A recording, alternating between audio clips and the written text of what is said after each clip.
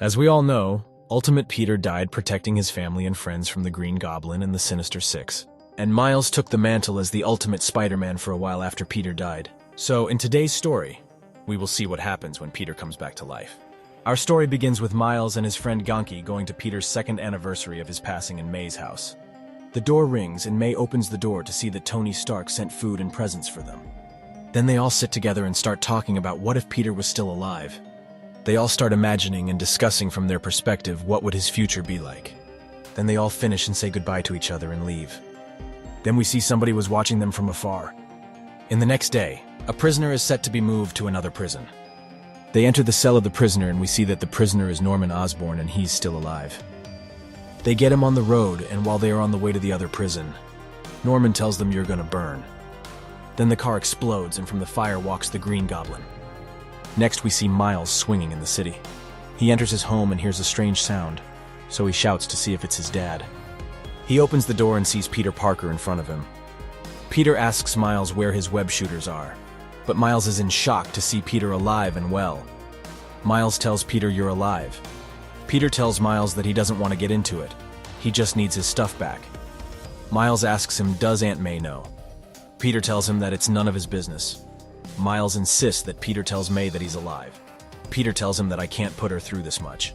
Peter puts his hand on Miles, but Miles shocks him with a venom shock. Then Peter punches Miles, making him black out.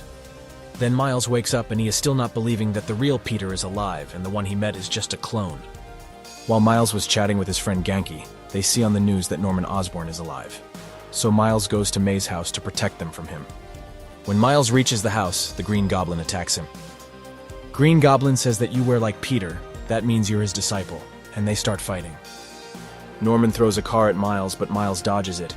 Then he hits Norman with a newspaper box. Then the Green Goblin hits Miles, making him go flying. We also see that everybody is watching the fight on the news. Miles jumps on the back of the Green Goblin, but the Green Goblin burns Miles. But then Peter jumps in to save Miles, telling Norman no one lays his hand on the president of my fan club. All the people who were watching got in shock to see Peter was alive. The Green Goblin attacks Peter, screaming at him, "How are you still alive?" Peter and Miles fight the Green Goblin and beat him easily. Then he fly away after Miles shocks him with a venom shock. Then the police officers ask Peter and Miles to put their hands over their heads and take their masks off. Aunt May begins to cry and tells Gwen that that's her Peter. It has to be her Peter. Peter and Miles jump to get away, but Miles gets shot because he doesn't have a web shooter, but he disappears and runs away. Next, we see J. Jonah Jameson talking to someone through the phone to know how is Norman Osborn alive. Then the Green Goblin smashes into his house, destroying his windows. He tells Jonah that he wants to talk. So Jonah brings the recorder and they sit and start talking. Norman tells Jonah that he is still alive because the OZ formula made him the Green Goblin, and it's the same formula that made Spider-Man and the new one too. It might be that they all can't die, but this needs further examination. Then he starts confessing that he killed his son, and starts blaming S.H.I.E.L.D. and Hydra for making him the monster he is now. Norman lifts his head to see that Jonah is holding a gun. Then he shoots. Then we see Miles knocking on MJ's house. When she opens the door, Miles asks her, is he here? Peter approaches from behind, telling her let him in. He deserves answers. Back to Jonah, Norman stands up from behind him and holds Jonah's head and burns it with fire, killing him. Peter begins explaining to Miles that he remembers all of his life, and he even remembers his death. But then he woke up in a lab and ran away from it.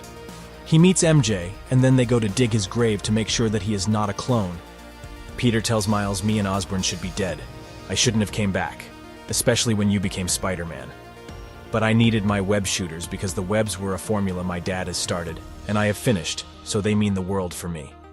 And now May has moved on. It's not fair to do this to her all over again. Aunt May comes in saying to Peter that it's not his call to make.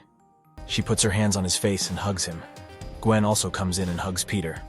A fire appeared outside, and from it walks the Green Goblin. Miles insists on Peter that he stays to protect them and he'll go to beat Osborn.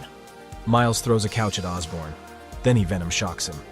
MJ tells Peter, "See, I told you he's the real deal."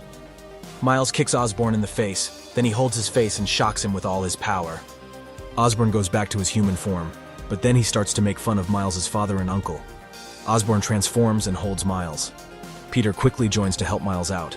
Osborn unleashes fire around him, making Miles and Peter go flying. Then Miles jumps on Osborn and shocks him again with a venom blast. Osborn tries to fly and get away, but Peter throws his web shooter to Miles, and Miles swings at the Goblin, kicking him to the ground. Osborn holds Miles, but Peter quickly jumps in, hitting the Goblin, releasing Miles. Then the two of them attack him, finishing him. Then after they beat him, Peter and Miles took MJ, May, and Gwen and swung away from the scene before the police could show up. Peter gives Miles his web shooters and tells him that he earned them, and it was wrong to take them from him.